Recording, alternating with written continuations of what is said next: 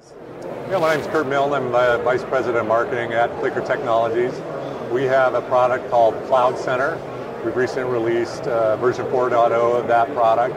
It's a cloud management platform. It's application defined, so that allows you to model, deploy, and manage any application stack on any cloud that we support. So we support more than 15 different cloud environments, including vCenter, vCloud Director, and vCloud Air. So with the Cloud Center, a customer that has vSphere or vCenter can model either a single VM or a full application stack, publish that to a service catalog, so anybody can get self-service on-demand access to deploy that in a variety of different kinds of deployment environments within vCenter or different clouds.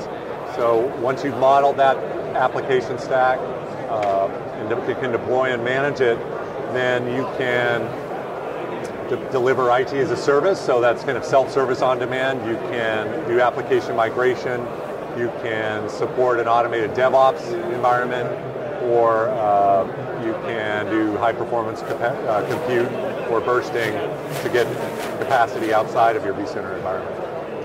Great. And I understand you guys have a demo that you can show us? We do. I've got Zach here, and he can show you how easy it is to model an application or even a single VM, publish that application stack as a button, and then deploy to any environment.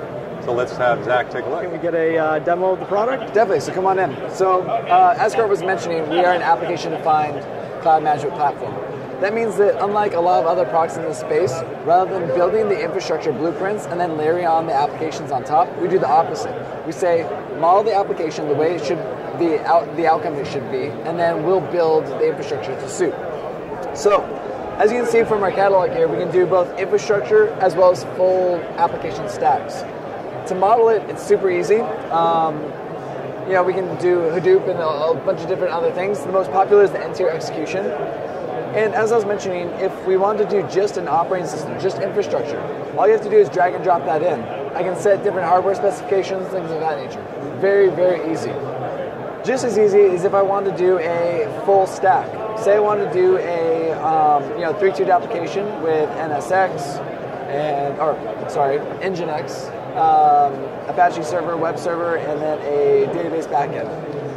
Now I tie all these together with this dependency diagram, and it's kind of a throwaway step, it seems, but it's going to be important in just a second. So I'll click on my Apache tier, and I'm able to set a minimum and maximum number of nodes, which allows me to either manually or dynamically scale in and out. Furthermore, I set the application package where that's going to be, a centralized repository. It could be for Jenkins. We could have our developers build from Jenkins, and then we pull out from that repository and go from there. But the firewall rules is really where these dependencies come into play. Now, we are cloud agnostic. You'll notice that I didn't in here state anywhere about AMIs that we're using or OVAs or anything of that nature. And we support 15 clouds out of the box. That's Amazon and vCloud Air, vSphere, all these different major players. So what we do is, because we know what the outcome is supposed to look like, we say, all right, if you're going to AWS, we'll go and we'll build this out. But if you're going to an environment that has something like NSX or ACI in the background running in it, we can go and, because we know the dependencies, we'll actually build out the microsegmentation for you, right?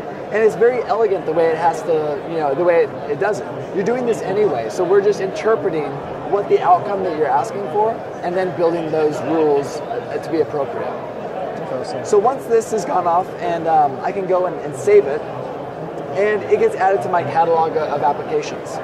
Now, we have an application already built here. It's called Magento. It's an open source e-commerce application.